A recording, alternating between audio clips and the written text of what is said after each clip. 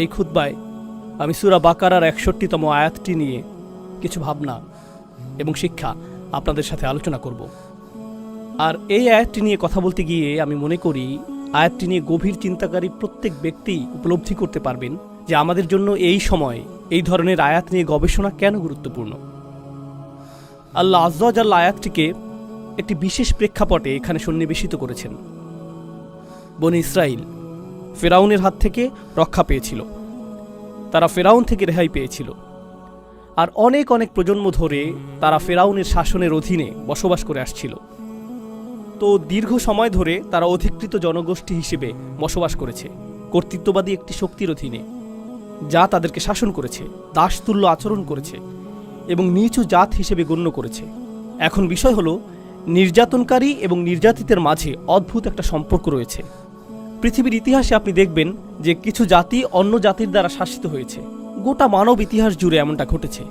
উদাহরণস্বরূপ জাপানিরা চাইনিজদের সাথে এমনটা করেছিল, ব্রিটিশরা পৃথিবীর অনেক দেশেই এমনটা করেছে, ডাচরা এমনটা করেছে ইন্দোনেশিয়াতে, ইত্যাদি ইত্যাদি। আর যখন এই আক্রমণকারী ঔপনিবেশিক শাসকরা কোথাও চলে আসে, সেখানে বিজয়ী হওয়ার পর তাদের বিরুদ্ধে যুদ্ধরতরা ছাড়া সাধারণ জনগণ, লক্ষ কোটি সাধারণ জনগণের কাছে প্রথমে মনে হয় না যে তাদের জীবনে খুব একটা পরিবর্তন এসেছে। রোমানরা বিজয়ী হওয়ার আগে যে কৃষক ছিল, রোমানরা বিজয়ী হবার পরেও সে কৃষকই রয়ে গেছে। তাদের প্রদত্ত কর হয়তো ভিন্ন কর্তৃপক্ষের হাতে যাচ্ছে, কিন্তু জীবন খুব একটা পরিবর্তিত হয়নি, যুদ্ধের সময়টা বাদে। একইভাবে বিশেষত রোমান সাম্রাজ্য, মঙ্গোলীয় সাম্রাজ্য, অন্য যুদ্ধবাজ জাতিগুলো যারা গোটা পৃথিবী জুড়ে তাদের সাম্রাজ্যকে বিস্তৃত করেছে, তাদের এটা করার একটা পন্থা ছিল এই যে তারা বিদ্যমান অবস্থাতে তেমন একটা পরিবর্তন আনত না। তোমরা তোমাদের কার্যপদ্ধতি বজায় রাখো, যেভাবে চাষবাস করছিলে তা চালিয়ে যাও, বাজার যেভাবে চলছিল তা অব্যাহত রাখো, এখন শুধু অর্থ এই দিকে আসতে হবে, এইটুকুই। তো সাধারণ মানুষের কাছে অর্থনৈতিক পর্যায়ে ক্ষমতার এই রদবদলকে খুব বেশি পরিবর্তন বলে মনে হতো না। কিন্তু বিজয়ী শক্তির জন্য এটাও গুরুত্বপূর্ণ ছিল যে মানুষ যাতে জানতে পারে শহরে নতুন এক কর্তা এসেছে। করের অর্থ নীরবে নিভৃতে ভিন্ন গন্তব্যে সঞ্চালিত হবে, এটুকুই যথেষ্ট না, বরং কর্তৃত্বের একটা বহিঃপ্রকাশও থাকতে হবে। মানুষের এটা স্বীকার করতে হবে যে একটি শক্তিধর সাম্রাজ্যের শক্তিধর সম্রাটের অধীনে বসবাস করছে তারা। আর যেভাবে তারা এটা করত তা শুধুমাত্র সামরিক শক্তি প্রদর্শনের মাধ্যমে না, কারণ সেটা ছিল অনেক ব্যয়বহুল। আর সেনাবাহিনী তো মূলত ব্যবহৃত হয় যুদ্ধক্ষেত্রে। সেনাবাহিনী ব্যবহৃত হয় গুপ্তচর বৃত্তির কাজে, গোপন সংবাদ সংগ্রহের কাজে। যখন আপনি জনগণ নিয়ন্ত্রণ করার জন্য সেনাবাহিনী ব্যবহার করবেন, সেই অনুপাতে তো জনসংখ্যাও অনেক বেশি, আর এটা সেনাবাহিনীর কাজও না। এজন্য এই ক্ষেত্রে অন্য অস্ত্র ব্যবহার করতে হবে। আমি এগুলোকে অস্ত্র হিসেবে আখ্যায়িত করছি। আমেরিকাকে এখন বলা হয়ে থাকে হৃদয় এবং মনের নিয়ন্তা, এটাই বলা হয়ে থাকে। এখন আপনার আর বন্দুক এবং বোমার প্রয়োজন নেই।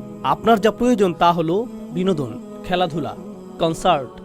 রোমানরা এটা করেছে, সকল রাজারাই এটা করেছে। তারা বড় ধরনের আয়োজন করত, তাদের বিভিন্ন জাতীয় উৎসবের দিন থাকত। জনগণকে এটা অনুভব করতে হবে যে সাম্রাজ্যের প্রতি তাদের আনুগত্য হলো নাগরিকত্বের অংশ। আর এই লোকগুলো বিজয়ী হয়েছে কারণ তারা জয়ী হওয়ার যোগ্য। তাদের বিজয়ী হওয়াটা ইতিবাচক বিষয়। তারা যদি জয়ী না হতো, সাম্রাজ্য হিসাবে আমরা অগ্রগতি অর্জন করতাম না। যদিও তারা আপনাকে নিজেদের অন্তর্ভুক্ত মনে করে না, কিন্তু তারা চায় যে আপনি তাদেরকে নিজেদের পরিবার হিসেবে গণ্য করেন। তারা কখনোই আপনাকে নিজের পরিবার হিসেবে গণ্য করবে না, কিন্তু তারা চায় যে আপনি তাদেরকে নিজেদের পরিবার হিসেবে গণ্য করেন। আর তারা এটা করে পতাকার মাধ্যমে, কুচকাওয়াজের মাধ্যমে, গান, প্রদর্শনী এবং প্রোপাগান্ডার মাধ্যমে। তারা এগুলো সৃষ্টি করবে। এমনকি ফেরাউনের সময়েও সে এগুলো সৃষ্টি করেছিল। আপনি ফেরাউন রাজবংশের ইতিহাস অধ্যয়ন করলে এটা লক্ষ্য করবেন। এটা অধ্যয়ন গুরুত্বপূর্ণ, কারণ কোরআনে বারবার ফেরাউনের আলোচনা এসেছে। আপনি যদি প্রাচীন মিশরীয় ফেরাউন সাম্রাজ্য নিয়ে জানেন, তারা প্রচুর পরিমাণে অদ্ভুত কিন্তু ভীতিকর এবং শক্তিশালী স্মৃতিস্তম্ভ নির্মাণ করেছিল, যেমন পিরামিড, স্ফিংস এবং অন্যান্য আরও অদ্ভুত ধরনের স্থাপনা, যা দেখার জন্য এখনও মানুষ এই সকল স্থান ভ্রমণ করে। আর এই সকল স্থাপনা এমনভাবে নির্মাণ করা হয়েছিল যে যখন মানুষ নৌপথে ভ্রমণ করত, তারা এই স্থাপনাগুলো নদীর তীরে দেখতে পেত।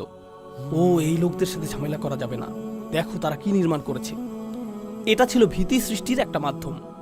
কোরআনে আল্লাহ আযজা ওয়া জাল্লা পূর্ববর্তী জাতিগুলোর ব্যাপারে এই বিষয়টি বর্ণনা করেছেন। যেমন হুদ আলাইহিস সালামের জাতি, তারাও এটা করত। তারা মূর্তি এবং বিশালাকার স্থাপনা নির্মাণ করত, অন্য কোনো কারণে না। বরং একটা ভাবমূর্তি, একটা প্রভাব সৃষ্টির জন্য। ঠিক তো এটা কোনো একটা বিষয়ের প্রতীক। আপনারা জানেন, যখন আমেরিকার বিদ্রোহীরা ব্রিটিশ সাম্রাজ্যের বিরুদ্ধে যুদ্ধ করেছিল, তখন ফ্রেঞ্চরা যেহেতু ব্রিটিশদেরকে ঘৃণা করত, ব্রিটিশদেরকে মানসিক যন্ত্রণা দেওয়ার জন্য তারা স্ট্যাচু অফ লিবার্টি উপহার দিয়েছিল, ফ্রান্স এবং আমেরিকার মাঝে মৈত্রী সম্পর্কের প্রতীক স্বরূপ। আর স্ট্যাচু অফ লিবার্টি কিসের প্রতিনিধিত্ব করে? স্বাধীনতা, বাক স্বাধীনতা, ধর্মের স্বাধীনতা, মত প্রকাশের স্বাধীনতা, মানুষ হিসেবে যেমন ইচ্ছা বাঁচার স্বাধীনতা। যদিও ফ্রান্স এই স্বাধীনতাগুলো উদযাপন করে, সেখানে হিজাব পরিধান করলে আপনি চাকরি পাবেন না। বায়োডাটাতে আপনার নামে মোহাম্মদ উল্লেখ করলে চাকরির ইন্টারভিউর জন্য ডাক পাবেন না। সেই ব্যক্তি যিনি একজন সাদা চুলের, সাদা চামড়ার আলজেরিয়ান, তার নাম আব্দুল করিম, তিনি একটি চাকরির আবেদন করেছেন, কিন্তু তিনি তা পেলেন না। তিনি নিজের নাম পরিবর্তন করে জেক রাখলেন, আর সাথে সাথেই চাকরির ডাক পেয়ে গেলেন। এটাই স্বাধীনতা। কিন্তু এটা শুধু একটা প্রতীক। এটা মানুষকে দেখানোর জন্য যে এর প্রতিনিধিত্ব আমরা করি, এটাই আমরা উদযাপন করি। এটা করা হয় পতাকা এবং এই জাতীয় অন্যান্য জিনিসের মাধ্যমে। এখন বেশিরভাগ মানুষের ক্ষেত্রে কি ঘটে? বেশিরভাগ মানুষের ক্ষেত্রে এই সাম্রাজ্যগুলো যা করেছিল তা হলো, এই মানুষগুলো পৃথিবীর সম্পর্কে যেরকম চিন্তা করে তা নিয়ন্ত্রণ করত। আপনি যদি সেই সময় বসবাস করতেন, তাহলে তারা চাইতো যে তাদের মতো করে জগৎ আপনি চিন্তা করেন। তারা চায় সেভাবে আপনি জগৎকে দেখুন, যেভাবে তারা আপনাকে দেখাতে চায়। আর সেটা ছিল তাদের সবচেয়ে শক্তিশালী অস্ত্রগুলোর একটি। বনি ইসরায়েল ছিল দাসতুল্য। মিশরীয় সমাজে তারা ছিল দাসতুল্য। আর মুসা আলাইহিসসালাম তাদেরকে সেই দাসত্বের শৃঙ্খল থেকে মুক্ত করেছিলেন। এখন তারা মুক্ত। তারা রয়েছে মরুভূমিতে। মিশরীয় সেনাবাহিনী ডুবে গিয়েছে, তারা ধ্বংসপ্রাপ্ত হয়েছে।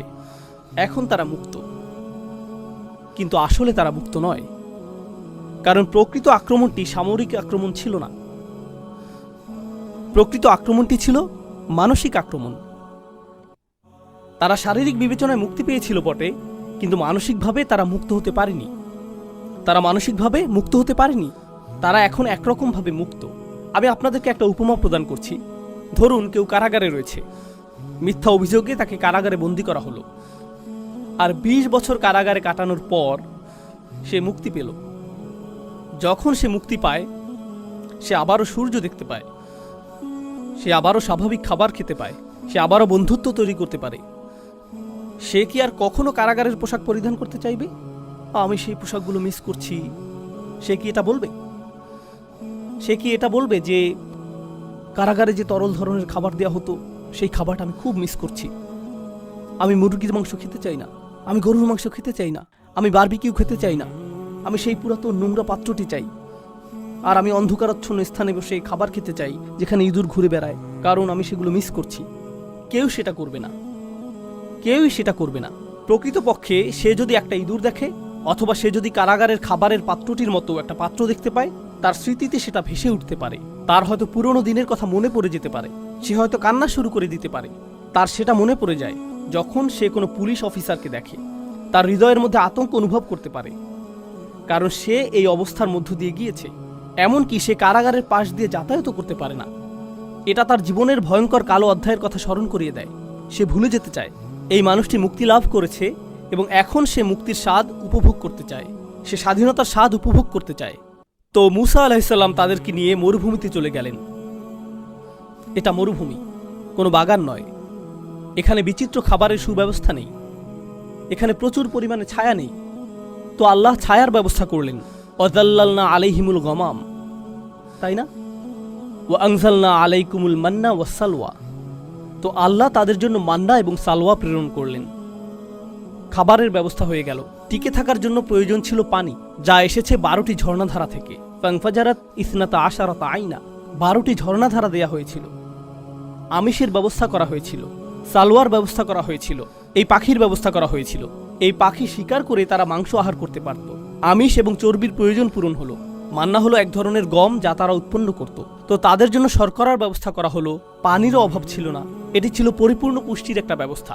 তারা সেখানে কোনো সমস্যা ছাড়া টিকে থাকতে পারত পূর্ণ স্বাধীনতা সহকারে। তবে এই মানুষগুলো যারা শারীরিকভাবে মুক্ত হয়েছিল ঠিকই, কিন্তু তখনও মানসিক দাসত্বে আবদ্ধ ছিল। আর 61 নম্বর আয়াতে তারা মুসা আলাইহিসসালামের কাছে আসলো। আল্লাহ বলছেন, ওয়া ইয কুলতুম, স্মরণ করো যখন তোমরা মুসাকে বলেছিলে, লা নাসবিরা আলা তাআমিন ওয়াহিদ, আমরা শুধু এক ধরনের খাবার খেতে পারবো না, একই খাবার বারবার খাওয়ার ধৈর্য আমাদের নেই। দুপুরের খাবার কি? মান্না এবং সালোয়া। রাতের খাবার কি? সালোয়া এবং মান্না। একই জিনিস বারবার। আমি আর এটা পারছি না। কাম অন, কিছুটা বৈচিত্র্য নিয়ে আসো। তো তারা মুসা আলাইহিস সালামের কাছে আসলো, আর অভিযোগের এই অংশে তারা বলল, ফাদউ লানা রাব্বাক ইখরিজ লানা মিম্মা তুমবিতুল আরদু মিন বাকলিহা ওয়া কিসাইহা ওয়া ফুমিহা ওয়া আদাসিহা ওয়া বাসলিহা। তারা বলল, কেন তুমি তোমার প্রভুর কাছে দোয়া করছো না? তার উচিত আমাদের জন্য আরো বিচিত্র ধরনের সবজির ব্যবস্থা করা, যেমন ডাল, পেঁয়াজ, কিছুটা তরকারি থাকা তো প্রয়োজন, কিছু মশলা তো থাকা প্রয়োজন। এই জিনিস খেয়ে যেতে পারবো না। আমরা কি আল্লাহর কাছে ভালো খাবারের অর্ডার করতে পারি না? এটাই তারা জিজ্ঞেস করছে। এটা কেন গুরুত্বপূর্ণ? কেন আল্লাহ এই সকল সবজির নাম উল্লেখ করলেন? মজার বিষয় হলো, এইগুলো ছিল মিশরের জনপ্রিয় সবজি, আর তারা তাদের মিশরীয় প্রভুদের সব সময় এই খাবার খেতে দেখেছে। আর তাদের কাছে সেখানে সম্ভবত এটা তো শুধুমাত্র দুইটা খাবারের মিশ্রণ, সেই খাবারের কিছুটা অবশিষ্টও ছিল। আমি আপনাদেরকে উপমা দিয়েছি যে তারা কারাগারের খাবার মিস করে, তাই না? এখন তোমরা মুক্ত হয়ে গিয়েছো, কিন্তু তোমাদের মস্তিষ্ক এখনো কারাগারের মধ্যে রয়েছে, আর তোমরা সেই খাবারই চাইছো যা কারাগারে থাকতে উপভোগ করতে। আর তোমাদের নবীকে জিজ্ঞেস করছো, হ্যাঁ স্বাধীনতাটা চমৎকার, কিন্তু আমরা কি জেলখানার খাবারে আবার ফিরে যেতে পারি? মুসা আলাইহিস সালাম উল্লেখযোগ্য একটা জবাব দিয়েছিলেন। এটা শুধু খাবার নিয়ে ছিল না, এটা শুধু খাবার নিয়ে ছিল না। পৃথিবীর সবচেয়ে শক্তিধর সাম্রাজ্যের অধীনে আমরা বসবাস করেছি। পৃথিবীর অন্য সকল জাতি ফেরাউনের ভয়ে ভীত ছিল। আমাদের ফেরাউনি নাগরিকত্ব ছিল। সর্বশ্রেষ্ঠ পরাশক্তি মিশরের পাসপোর্ট ছিল আমাদের, আমাদের গ্রিন কার্ড ছিল, সব কিছু ছিল আমাদের।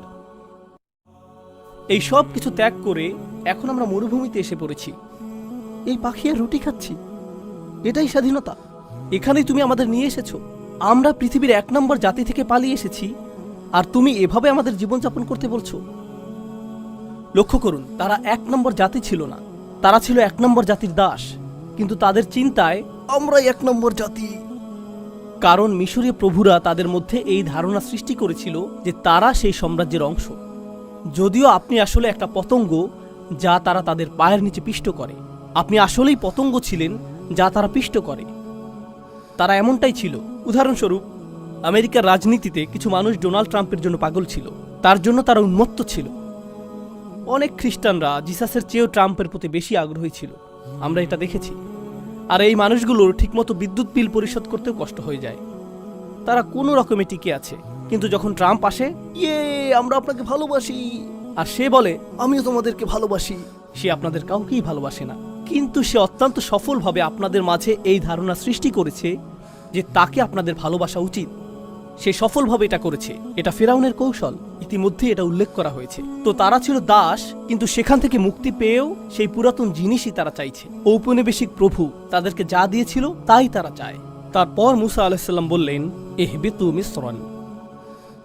এখানে মিশ্রণ শব্দটি আসলেই উল্লেখযোগ্য একটা শব্দ। আরবি ভাষায় মিশ্রণ অর্থ হলো গ্রামীণ উন্মুক্ত এলাকা। এখানে বলা যেত বালাদান, আরদান অথবা ওয়াদিয়ান, এই ধরনের যে কোনো শব্দই বলা যেত, কিন্তু আল্লাহ মিশ্রণ শব্দটি বাছাই করেছেন তানবিন সহকারে। মিশ্রণ এর শেষে নুন ধ্বনিটি শুনতে পাওয়া যায়, মিশ্রণ। কিন্তু মিশরের জন্য আরবিতে ব্যবহৃত শব্দটি হলো মিশ্র, তানবিন ছাড়া। এটাকে বলা হয় মামনু মিনাস সরফ। তো দুটি শব্দ দেখতে খুবই কাছাকাছি, কিন্তু তারা একই অর্থ প্রকাশ করছে না। আপনি যদি মিশ্র অথবা মিশ্রু বলেন, এটা মিশর, কিন্তু যদি মিশ্রণ অথবা মিশ্রুন বলেন, এটা গ্রামীণ উন্মুক্ত এলাকা। কিন্তু শব্দ দুটি খুবই কাছাকাছি। এটা এরকম যেন মুসা আলাইহিস সালাম বলছেন, তোমরা আরেক মিশরে ফিরে যেতে চাইছো, তোমরা নতুন একটা স্থানে যেতে চাইছো, কিন্তু আসলে তোমরা আবারও সেই মিশরের অবস্থায় চাইছো। আমি কোথা থেকে এসেছি তা নিয়ে আপনাদেরকে মজার একটা কথা বলি। আমি মূলত পাকিস্তানি বংশোদ্ভূত, আর আমি পাকিস্তান ভালোবাসি। আমি সেই গোটা অঞ্চলটাকেই আসলে ভালোবাসি। সেই অঞ্চলটির ইতিহাসের প্রসঙ্গে বলতে গেলে, বিশেষত বিশ্ববিদ্যালয় এবং হাই স্কুলের যেই ছাত্ররা এখানে রয়েছেন, আমি চাই যে আপনারা একটা বই পড়েন, বিশেষত যদি আপনি দক্ষিণ এশিয়া থেকে এসে থাকেন। যদি আপনি ভারত, পাকিস্তান, বাংলাদেশ, আফগানিস্তান, এমনকি শ্রীলঙ্কা এবং সেই অঞ্চলের অন্যান্য দেশ থেকে এসে থাকেন, আপনি বইটি পড়েন। বইটির নাম Islam and the English enlightenment. Islam and the English enlightenment. আমি চাই যে আপনি এই বইটি পড়েন। তো মূল কথায় আসি, ব্রিটিশরা ভারতকে উপনিবেশ করেছিল। তারা হিন্দু, মুসলিম, শিখদেরকে একটা সময় ধরে শাসন করেছে। ভারতীয়রা স্বাধীনতা আন্দোলন করেছে, বিশেষত মুসলিমরা লড়াই করেছে। দীর্ঘ সময় এতে কোনো ফল হয়নি। এদের তো পরস্পর শত্রু হওয়ার কথা ছিল। শত্রুর সব কিছুকে আপনার ঘৃণা করা উচিত, কিন্তু সেই শত্রু অত্যন্ত সফলভাবে এটা শিখাতে সক্ষম হয়েছিল যে যদি তুমি আমার ভাষায় কথা বলো তাহলে তুমি সাফল্য অর্জন করবে, যদি তুমি আমার মতো পোশাক পরো তাহলে তুমি সাফল্য অর্জন করবে, যদি তুমি আমার মতো খাবার গ্রহণ করো তাহলে তুমি সফল হতে পারবে, যদি তুমি আমার মতো কথা বলো, যদি তুমি আমার মতো আচরণ করো, যদি তুমি আমার মতো দেখতে হও, যদি তুমি ভান করো যে তুমি আসলে আমি, তোমার গায়ের রং শ্যামলা হলেও যদি ভান করো যে তুমি সাদা চামড়ার মানুষ, তাহলে আসলেই তুমি সফল হতে পারবে। ব্রিটিশরা কিন্তু খুবই ছোট একটা জাতি, না জানলে জেনে রাখুন। আমি অনেকবার ইংল্যান্ডে গিয়েছি। আপনি গাড়ি চালিয়ে কয়েক ঘন্টার মধ্যেই গোটা দেশটি অতিক্রম করতে পারবেন। যখনই আমি গাড়ি চালিয়েছি দেখেছি যে এর বেশিরভাগই ফসলের জমি। একটা শহর ফসলের জমি, আরেকটি শহর ফসলের জমি। আমি এটা দেখেছি আর বলেছি, ইয়া আল্লাহ, কোথায় এই লোকগুলো আর কোথায় গোটা পৃথিবী, কিভাবে এটা সম্ভব হয়েছে? আর আপনি যদি ইংল্যান্ডের ইতিহাস পাঠ করেন, তারা একে অপরকে হত্যা করতে উদ্যত হয়েছিল, তাদের রাজারা একে অপরকে হত্যা করতে উদ্যত হয়েছিল। আর তারা সেখান থেকে এমন এক সময় শুরু করে যখন তাদের গোটা সেনাবাহিনী এমনকি ৬০-৭০ হাজারও ছিল না। যদি আপনি বাড়িও ধরতে চান, বড়জোর তাদের সৈন্য ছিল ২ লাখ, আর মুঘল সৈন্য ছিল অনেক বেশি। ২০ থেকে ৭০ লাখের মধ্যে এই সংখ্যা উঠানামা করত। কিভাবে কিভাবে এটা ঘটল? এটা সামরিকভাবে ঘটেনি, ভিন্ন কিছু সেখানে ঘটে যাচ্ছিল। আর আমাদের জানতে হবে যে এই আধিপত্য কিভাবে কাজ করে। হ্যাঁ, সামরিক বিষয়টাও রয়েছে, কিন্তু এখানে অন্য প্রক্রিয়া, অন্য অস্ত্রও ব্যবহৃত হয়েছে। আর সেই অস্ত্রের বিষয়টি হলো, এমনকি যখন মানুষ ব্রিটিশদের কাছ থেকে স্বাধীনতা অর্জন করে, এমনকি যখন মানুষ আলজেরিয়াতে হত্যার শিকার হয়েও ফ্রেঞ্চদেরকে বিতাড়িত করেছে, তারা হয়তো ফ্রেঞ্চদেরকে বিতাড়িত করতে পেরেছিল, কিন্তু একটি ফ্রেঞ্চ ভিতরে রয়ে গিয়েছে। তারা ব্রিটিশদের বিতাড়িত করেছে, কিন্তু একটি ব্রিটিশ ভিতরে রয়ে গিয়েছে। আর অবস্থা যখন এমন হয়, এই অবস্থায় আপনি পাকিস্তানের মতো একটা দেশে যেতে পারেন, যা আমি ভালোবাসি। পাকিস্তানের অনেকগুলো ভাষা নিয়ে গড়া চমৎকার ঐতিহ্য রয়েছে, এর মধ্যে অনেক ভাষা মৃতপ্রায়। সেখানে আপনি যদি একটি রেস্টুরেন্টে যান আর উর্দু ভাষায় কথা বলেন, তাহলে ওয়েটার আপনার দিকে বিরক্তি ভরে তাকাতে পারে। কিন্তু আপনি যদি একই কথা ইংরেজিতে বলেন, এর উপরে আপনি যদি আমেরিকান উচ্চারণে এটা বলেন, please sir, this way sir, আপনি পরীক্ষা করে দেখতে পারেন। আপনি স্যুট পরিধান করে সেখানে প্রবেশ করে ইংরেজিতে কথা বলুন, এরপর বেরিয়ে যান, পোশাক পরিবর্তন করে দেশীয় পোশাক পরুন, তারপর আবার প্রবেশ করে উর্দু ভাষা বলুন, সম্পূর্ণ ভিন্ন আচরণ পাবেন। আর এটা আমেরিকাতে ঘটছে না, আমেরিকাতে ঘটছে না, কানাডাতেও ঘটছে না, ইংল্যান্ডেও ঘটছে না, এটা ঘটছে মুসলিম বিশ্বে। আর শুধুমাত্র পাকিস্তানেই না, এটা ঘটছে ভারতে, বাংলাদেশে, ইন্দোনেশিয়াতে, মালয়েশিয়াতে, এটা ঘটছে উত্তর আফ্রিকায়, সমগ্র মুসলিম বিশ্বে। জানেন মূলত বিষয়টা কি? আমরা আমাদেরকে মুক্ত করেছি, আমরা এটা করেছি, কিন্তু আসলেই কি আমরা করেছি? এটা এমন যেন আমরা আরেকটি মিশর চাইছি। আপনি আরেকটি মিশর চাইছেন। আর যারা এখানে তরুণ প্রজন্মের কাছে মনে হবে, আমি তো কানাডায় জন্ম নিয়েছি, আপনি কিসের কথা বলছেন? এই কথাগুলোর সাথে আমি সম্পর্ক খুঁজে পাচ্ছি না। হ্যাঁ, আপনাকে নিয়ে কিছু কথা বলি। জানেন আপনার ঔপনিবেশিক প্রভুকে? বিভিন্ন ব্র্যান্ডের নাম, নেটফ্লিক্সের প্রতি আপনার আনুগত্য, খেলায় আপনার প্রিয় দলটির প্রতি উপাসনা, এই উপায়ে আপনার নতুন প্রভুরা আপনাকে ব্যস্ত রাখছে। এটা আপনাকে নতুন মডেলের গাড়ি নিয়ে ব্যস্ত রাখছে, মোবাইল যা সম্প্রতি বাজারে এসেছে, যার এমন ক্যামেরা রয়েছে যেটি ঠিক আপনার আগের ফোনের ক্যামেরার মতোই, কিন্তু নতুন ফোনটি ছাড়া আপনার কাছে জীবন অসম্পূর্ণ মনে হয়। আপনাকে এটা পেতেই হবে, আপনাকে এটা দেখাতেই হবে। আপনি এমন গণতন্ত্র নিয়ে গর্বিত, এমন গণতন্ত্রে বসবাস করে গর্বিত, যা অত্যন্ত ব্যস্ত রয়েছে গোটা পৃথিবীর গণতন্ত্র ধ্বংস করার কাজে। কিন্তু আপনি গণতন্ত্র নিয়ে গর্বিত। কমপক্ষে আমাদের তো অধিকার রয়েছে, আমাদের তো গণতন্ত্র রয়েছে। আর অন্য দেশের বিশৃঙ্খলাগুলো আমাদের চোখে ধরা পড়ে। তো এই আয়াতের মাধ্যমে আমি আপনাদের যা বলতে চাচ্ছি তা হলো, মুসা আলাইহিস সালাম তাদেরকে একটি সতর্কতা প্রদান করেছিলেন। এটাই যদি তোমরা চাও, তোমরা যদি আবারও দাসত্বের জীবন চাও, শারীরিকভাবে না হলে মানসিকভাবেও যদি তা চাও, তাহলে এগিয়ে যাও। নতুন এক মিশরে চলে যাও। এইবার তোমাদের শাসন করতে ফেরাউন আসবে না। ফেরাউন তোমাদের নিজেদের মাথাতেই রয়েছে, আর তোমরা নিজেকেই নিজে ঔপনিবেশিক দাস বানিয়ে রেখেছো। এটা অটো পাইলট।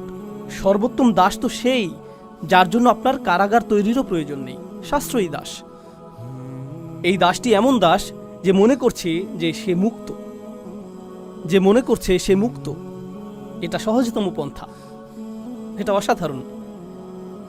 ব্যাংকিং ব্যবস্থা উন্নতির আগে এবং কর ব্যবস্থার উন্নতির আগে একটা সময় ছিল যখন রাজা সৈন্য প্রেরণ করত। এই সৈন্যবাহিনী এসে প্রতিটা ঘর থেকে অর্থ সংগ্রহ করত। পদ্ধতিটা এখন অনেক স্মার্ট হয়ে উঠেছে। তখন সেনাবাহিনীর জন্য খরচ করতে হতো, ঘোড়ার জন্য খরচ করতে হতো, ঘোড়ার গাড়ির একটা খরচ ছিল, যাতায়াতের একটা খরচ ছিল, তারপর তারা অর্থ সংগ্রহ করত। এভাবে মাঝখানে অনেক অর্থ খরচ হয়ে যেত। এখন স্বয়ংক্রিয় বিলিং সিস্টেম তৈরি করা হলো। মানুষ যখন মহাসড়কে গাড়ি চালাবে, তাদের কাছ থেকে স্বয়ংক্রিয়ভাবে টোল আদায় হয়ে যাবে। তারা বুঝতেও পারবে না, তারা অনুভব করবে যে তারা স্বাধীন। রাস্তার দৃশ্যটি কত চমৎকার। তারা এভাবে ডাকাতের শিকার হয়েও হাসতে থাকবে। তারা হাসতে থাকবে যখন আয়ের উপর কর প্রদান করবে। এক বোতল দুধ কেনার জন্য তারা কর প্রদান করবে, তারপর সেই বোতল রিসাইকেল করার জন্য আবার কর প্রদান করবে। একটি গাড়ি কিনতে, গাড়িটি পার্ক করতে, নষ্ট গাড়িটি সারাতে তারা কর প্রদান করবে।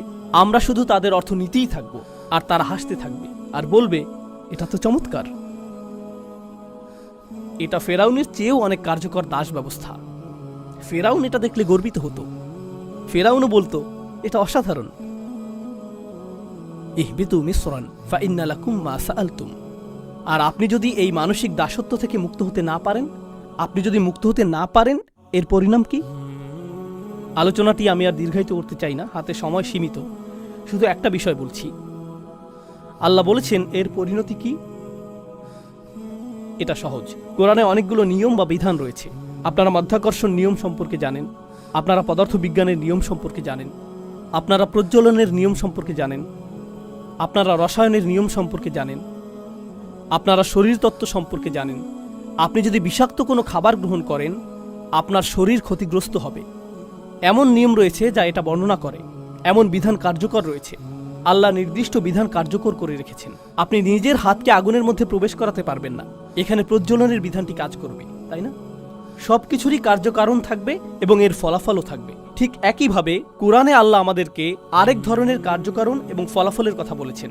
আল্লাহ যদি এটা শিক্ষা না দিতেন, আমরা কখনোই তা জানতাম না। পদার্থবিজ্ঞান আপনি শিখে নিতে পারেন, প্রজ্বলনের বিধানটি আপনি শিখতে পারেন, শরীরতত্ত্ব আপনি শিখে নিতে পারেন, কিন্তু আরও কিছু বিধান রয়েছে যেগুলোর কার্যকরণ এবং ফলাফল রয়েছে, যা আল্লাহ শিক্ষা না দিলে আপনি কখনোই শিখতে পারবেন না। ওই আল্লিমুকুম মালাম তাকুনু তাআলামুন। তোমাদেরকে তা শিক্ষা দেন যা তোমরা নিজেরা জানতে না। আল্লাহ বলছেন, দুরিবাত আলাইহিম আযিল্লাহ।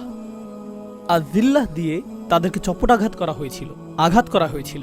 তো আমি চাই যে আপনারা জিল্লাহ শব্দটি উপলব্ধি করুন। এছাড়াও আরও বোঝার রয়েছে, কিন্তু যদি জিল্লাহ শব্দটি বুঝতে পারেন, এটা যথেষ্ট, এখনকার জন্য যথেষ্ট। তো আল্লাহ বলছেন, এই লোকগুলো যারা মানসিকভাবে দাসত্ব বরণ করতে চেয়েছিল, তারা জিল্লাহ দ্বারা আঘাতের শিকার হয়েছিল। তো এই শব্দটি দিয়ে আসলে কি বোঝাচ্ছে? এটা এসেছে আরবি শব্দ মুজাল্লাল থেকে, তরিকুন মুজাল্লাল, অর্থাৎ এমন পথ যার উপর মানুষ প্রচুর হাঁটে, যার ফলে এটা মসৃণ হয়ে যায়। যেমন আপনি যদি এমন স্থানে বসবাস করেন যেখানে পায়ে চলার জন্য আলাদা পথ না থাকে, সেটা যদি ঘাস এবং আগাছাপূর্ণ স্থান হয় আর মানুষ হাঁটতেই থাকে, তখন এই আগাছাগুলোর মাঝখানে মসৃণ পথ তৈরি হয়, সেখানে কিছু জন্মায়ও না। এটা হলো তরিকুন মুজাল্লাল, মসৃণ পথ। যেহেতু এর উপর অনেক হাঁটা হয়েছে, ফলে এটা মসৃণ হয়ে গিয়েছে। হাইতুন জলিল, এটা ব্যবহৃত হয় দেয়ালের ক্ষেত্রে। মানুষ দেয়াল নির্মাণ করে বাইরের মানুষকে দূরে রাখার জন্য, কিন্তু দেয়ালটি যদি 1 হাত পরিমাণ উঁচু হয়, এর ফলে মানুষ সহজেই ঢুকে পড়তে পারে। এটা অকেজো, কারণ এটা অনেক নিচু। এই ধরনের দেয়ালকে বলা হয় হাইত জলিল, এটা অনেক নিচু। এভাবে বাইতুন জলিল, যখন আপনি বাড়ি কিনেন, আপনি তা কিনতে চান উঁচু জায়গার উপর, কিছুটা উঁচু স্থানে, কারণ যখন বৃষ্টি নামবে পানি গড়িয়ে নেমে যাবে। কিন্তু আপনি যদি নিচু স্থানে বাড়ি কিনেন, অন্য সকল বাড়ির পানি আপনার বাড়িতে চলে আসবে, আপনার বাড়িই বন্যার শিকার হবে। এটাই বাইতুন জালিল। তারা দুলাল আল করম শব্দটি ব্যবহার করে এমন গলার হারের জন্য যাতে সস্তা পুঁতি থাকে, কিন্তু এর মাঝ বরাবর মূল্যবান কয়েকটি পাথর থাকে যা নিচে ঝুলে থাকে। তো দুল্লিয়াত আনাকিদুহ, মূল্যবান যে পাথরগুলো নিচে ঝুলে থাকে সেগুলোকে আসলে বলা হয় জুলাল, যেগুলো নিচে ঝুলে থাকে। মুহাম্মদ হাসান হাসান জাবাল কর্তৃক লিখিত আরবি ভাষার বিখ্যাত অভিধানে তিনি এই ব্যাপারে বলেছেন, নাকসুস ইরতিফা ইশাই, কোনো কিছু উঁচু ছিল কিন্তু এখন তা নিচু হয়ে গেল, এটাই দলিল। কেউ শক্তিশালী ছিল, এরপর সে দুর্বল হয়ে গেল, এটাই দলিল। সামাজিক দৃষ্টিকোণ থেকে কেউ আগে আত্মমর্যাদা সম্পন্ন ছিল, আর এখন মানুষের পায়ের নিচে পিষ্ট হওয়াকে এবং নত হয়ে থাকাকে সে উপভোগ করে, এটাই দলিল। তো মুসলিম সভ্যতার সাথে কি ঘটেছে? আজকের দিনেও এমন স্থান রয়েছে, আমি নিজে এমন স্থানে গিয়েছি, মুসলিম সমাজেই কোনো নারী যদি হিজাব পরিধান করেন, তিনি সেখানে অশিক্ষিত, গেঁয়ো এবং সেকেলে বিবেচিত হন। তারা পশ্চিমাদের থেকেও বেশি পশ্চিমা সাজতে চায়। পশ্চিমারাও এতটা পশ্চিমা সুলভ আচরণ করে না। কেন? কারণ আমরা এটা অনুভব করতে চাই যে আমরা আধুনিক অনুভব করতে চাই। আপনি লক্ষ্য করবেন যে যুদ্ধ বিধ্বস্ত দেশ, যেখানে গোটা দেশটি ধ্বংসপ্রাপ্ত হয়েছে, গণহত্যা চালানো হয়েছে, আর সেই মানুষগুলোই তাদের মূল্যবোধের অনুভূতি হলো এরকম, দেখো আমি কোন ব্র্যান্ডের বেল্ট কিনেছি, দেখো আমার জুতাগুলো, দেখো আমি কোন স্যুটটি কিনেছি, এটাই তার মূল্যবোধের উৎস। প্রভু বলেছে, আমার কাছ থেকে কিনো, আমাকেই কর প্রদান করো, আর একই সাথে গর্বিতও বোধ করো। মানুষ এর চেয়ে বেশি দলিল কিভাবে হতে পারে? মানুষ এর চেয়ে নিচে আর কিভাবে নামতে পারে? এটা হালাল এবং হারামের বিষয় না। আমি চাই যে আপনারা বিষয়টা উপলব্ধি করুন। এটা হারামের সাথে সম্পর্কিত না, এটা আত্মমর্যাদার বিষয়। আমি সমাপ্তি টানছি এই বলে যে পৃথিবীর সকল সংস্কৃতি হলো আদম আলাইহিস সালামকে যা দেয়া হয়েছিল তা থেকে আগত। আনজালনা আলাইকুম লিবাসান ইউআরি সাওআতিকুম ওয়ারিশা। আদম আলাইহিস সালামকে বলা হয়েছিল, আল্লাহ তোমার জন্য পোশাক প্রেরণ করেছেন যাতে তোমার লজ্জাস্থানকে আবৃত করতে পারো। তো আপনি যদি পরিধান করেন বাংলাদেশি পোশাক, পাকিস্তানি পোশাক, আফগানি পোশাক, আমেরিকান পোশাক, ব্রিটিশ পোশাক, জাপানি পোশাক, এই সবগুলোরই সূচনা হয়েছে আদম আলাইহিস সালামকে যা প্রদান করা হয়েছিল তা থেকে। আর আল্লাহ তার কিতাব এবং তার রাসূলের সুন্নাহর মাধ্যমে আমাদেরকে পথ নির্দেশনা দিয়েছেন পোশাকের থেকে অজ্ঞতা দূর করার জন্য। আপনি পরিশীলিতভাবে জাপানি পোশাকও পরতে পারেন, আপনি পরিশীলিতভাবে আমেরিকান পোশাকও পরতে পারেন, চাইনিজ অথবা অন্য যে কোনো জাতির পোশাকই পরতে পারেন। সংস্কৃতি প্রত্যাখ্যানের বিষয় নয়, বরং ঔপনিবেশিক প্রভুত্বকে প্রত্যাখ্যান করা উচিত। শাসন করার মানসিকতাকে, শাসকের উপাসনাকে প্রত্যাখ্যান করা উচিত। আর সুবহানাল্লাহ, আমরা অত্যন্ত চমৎকার সময়ে বসবাস করছি। এই সময়ে আমাদের জন্য এই ধরনের আয়াত নিয়ে গভীর চিন্তা করার মাধ্যমে বিশেষত তরুণ প্রজন্মের কাছে একটা সুযোগ রয়েছে ঔপনিবেশিক মানসিকতা থেকে উম্মাকে মুক্ত করার, যা মুসলিম চিন্তাকে আচ্ছন্ন করে রেখেছে 1 শতাব্দীরও বেশি সময় ধরে। মুসলিমরা হলো পৃথিবীর বুকে শক্তিশালী একটা জনগোষ্ঠী। আমরা বেশ কয়েক শতাব্দী ধরে ঘুমিয়ে আছি। আমাদের কিছুটা খারাপ সময় পার করছি, আমরা শুধুমাত্র খারাপ সময় পার করছি, কিন্তু এর অর্থ এটা না যে আমরা দুর্বল, আমরা ঘুমন্ত সিংহ। আমরা জেগে উঠতে শুরু করছি। গাজায় যা ঘটে যাচ্ছে তা শুধুমাত্র পৃথিবীর জন্য চক্ষু উন্মোচনকারী নয়। এটা শুধু আমেরিকানদের সচেতন করা না যে আমরা বাক স্বাধীনতার কথা বলে থাকি কিন্তু তা আসলে আমাদের নেই। আমরা মত প্রকাশের স্বাধীনতার কথা বলে থাকি কিন্তু আসলে তা আমাদের নেই। আমরা প্রতিবাদ মিছিলের স্বাধীনতার কথা বলে থাকি কিন্তু তা আসলে আমাদের নেই। এটা শুধুমাত্র আমেরিকানদেরকে এই গুরুত্বপূর্ণ বিষয়গুলো নিয়ে সচেতন করা না, বরং এই চিন্তাও জাগ্রত করা যে তারা আমাদেরকে দাসের মতোই বিবেচনা করেছিল আর অদৃশ্য বেড়া তৈরি করে রেখেছিল। মুসলিমরা বুঝতে পারছে যে এতদিন আমি কিসের উপাসনা করে আসছি, কোন কল্পিত গরু নিজের চিন্তার জগতে তৈরি করে আমি উপাসনা করেছি, বনি ইসরাইলের সেই সোনালী গরুর মতো। এখন আর এটা সোনালী গরু হতে হবে সেটা জরুরি না। এটা হতে পারে যে কোনো কিছুর সোনালী লোগো, এটা হতে পারে এই সোনালী নাইকি, হতে পারে সোনালী ফেরারি, সোনালী অ্যাডিডাস, এগুলো সবই সোনালী গরু। আজকের যুগে এগুলোই সোনালী গরু। পৃথিবীর সকল সামেরিরা এগুলো নির্মাণ করে যাচ্ছে। তো আমি মনে করি যে এটা নতুন একটা সূচনা, এটা নতুন জাগরণের সূচনা। আমরা এখন আর সাংস্কৃতিক আগ্রাসনের শিকার হব না। আমরা নিজেদেরকে প্রকাশিত করতে পারি এবং নিজেরাই চিন্তা করতে পারি, আর আমরা সত্য ছাড়া অন্য কিছুর অনুগত হব না। আমরা পৃথিবীকে সত্য প্রত্যক্ষ করার আমন্ত্রণ জানাতে পারি, এমন কারো চোখ দিয়ে দেখা থেকে বিরত থেকে যে এতদিন নিয়ন্ত্রিতভাবে কারসাজি করে সত্য গোপন করে এসেছে। আল্লাহ আজ্জা ওয়া জাল্লা আমাদের হৃদয় এবং মনকে মুক্তি দান করুন। বিশেষভাবে এই প্রজন্মকে আল্লাহ সামর্থ্য দান করুন যারা উম্মাকে ঔপনিবেশিক সেই প্রভুত্ব থেকে মুক্ত করবে যা এখনো ভিতরে রয়ে গিয়েছে, যা বহির্গত প্রভুত্ব থেকে কোনো অংশে কম নয়। বারাকাল্লাহু লি ওয়া লাকুম ফিল কুরআনিল হাকিম ওয়া নাফা'নি ওয়া ইয়্যাকুম বিল আয়াতি ওয়া যিকরিল হাকিম।